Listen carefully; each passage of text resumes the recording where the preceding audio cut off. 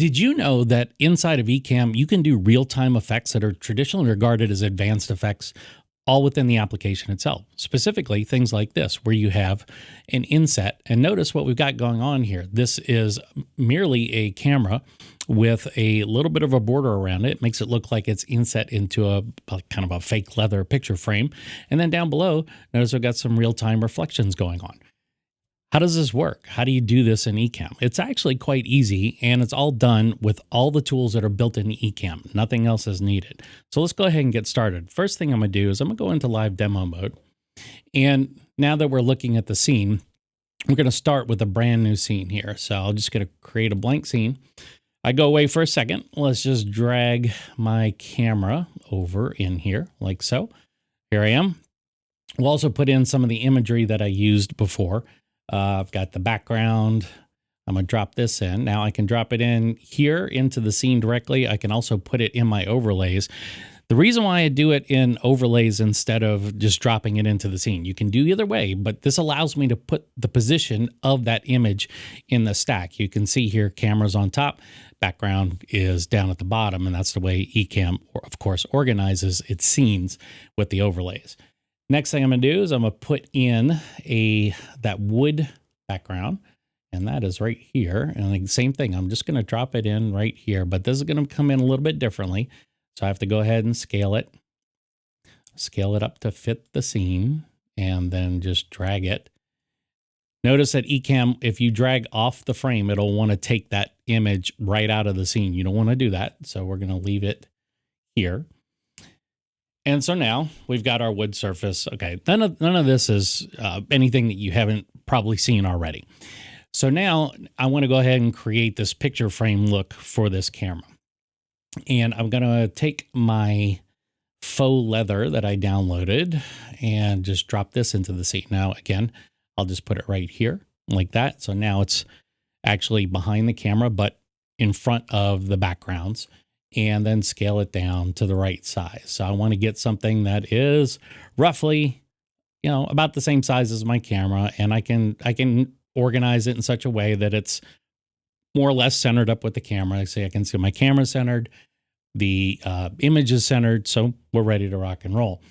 So how do you get that inset look? Well, the way to do it is actually to give your camera overlay a drop shadow. And you're like, huh? Drop shadow? How's that going to work? Well, let me show you. You may not have noticed, but if you turn on a drop shadow, the default color is going to be black. And obviously black on black here, we don't see anything. So let's go ahead and change that color to white. And now look what starts to take shape. You've got this kind of blurred inset, which actually looks like the light source in the scene is coming from somewhere upper left-hand corner of the window. I'm going to go with more of a top-down look. So the way to do that is just adjust the angle of your drop shadow. Now you can see it's kind of pulled down here. So the top portion is basically there's no drop shadow there. There's no inset look there. So how do you fix this? Simply just increase your blur and then decrease the distance a little bit. And then all of a sudden, you got an inset look. You've got the light source coming from straight top down, and it looks pretty realistic. If you wanted to, you could even take, like, for instance, this faux leather. I could round out those corners to give it a little bit nicer of a look. And if I wanted to make it look like it's sitting on top of this desk, you just put a drop shadow on. And again, I would do the same thing. I would match my light source. So I would take that angle and make it almost straight down. I would decrease the blur a little bit. And then the distance, I would bring it in just a bit.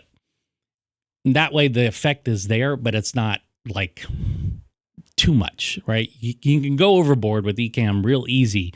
And we're trying to avoid that. Now, how do we do that reflection? Do you remember that reflection that was in the beginning of the video? This one's kind of fun. And it requires a little bit of understanding of the way placeholder cameras work inside of Ecamm.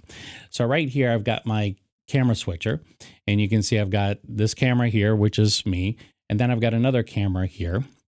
And all I've done is I've just changed the placeholders. So you can see here, I can make this my top-down view. I can make it, which is my Insta 360 link, and it would be like that. But I'm going to use the same camera, and I'm going to drag it into the scene like so. And you're like, okay, well, that doesn't look like anything special. You're right. It doesn't. Not yet.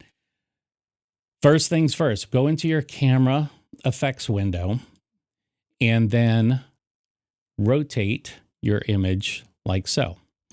And you're like, okay, well, getting there, but not quite there yet. Now mirror that. All right, it's getting there. Now what we're going to do is we're going to take the opacity of this particular window and we're going to drag it down like so. And we're like, okay, well, that's getting there. Yep, it is definitely getting there. Now you can see you've got what looks to be like a reflection starting to appear. Now, you have to be careful about the way that you set this up because you want to be able to have the distance from the base of the camera image, the main camera, kind of be equidistant from the surface that the reflection is sitting on.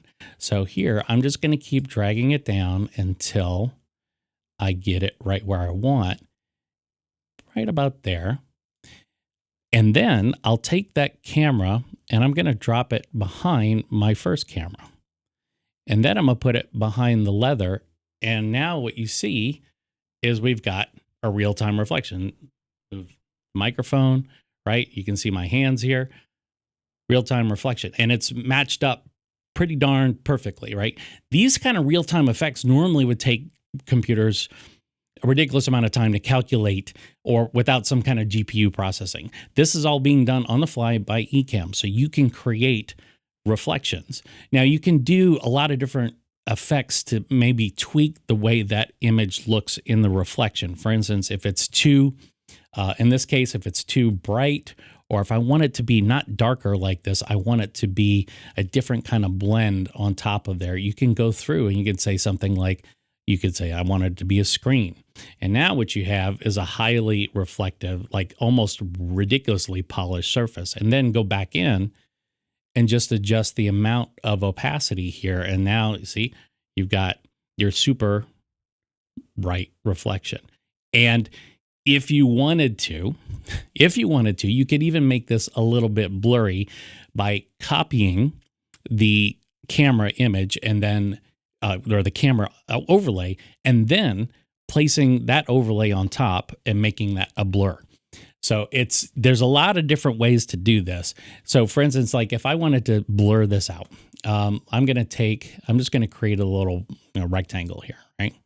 And I want to blur this area down here. So all I'm going to do is just take that like this, maybe size it a little bit so that it's more like here, right? And I'll put it above this reflection, but then I'm going to change the type here from the fill being color to blur.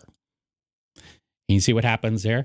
Now you still have the reflection, but you see now what you have is more of a matte surface. So if that's too much, again, just adjust the opacity.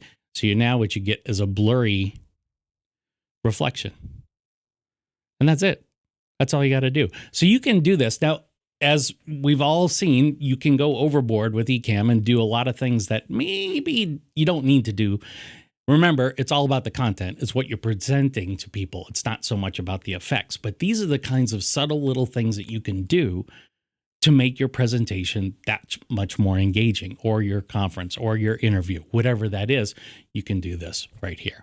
So I hope that gives you some insights. I've got some other little tips and tricks that I'll be bringing your way down the road, but this is one that I wanted to share because I think it's kind of cool and it's super easy. Just remember, when you're doing this reflection, what you need to do is you create a camera placeholder and you rotate the camera image and you flip it by using the mirror checkbox. And then you've got a nice reflective surface. That's it. If you have any questions, hit them down below in the comment section. I'm also looking forward to your comments. If you have any other tips or tricks, add them down below. Thanks a lot. Take care. Bye.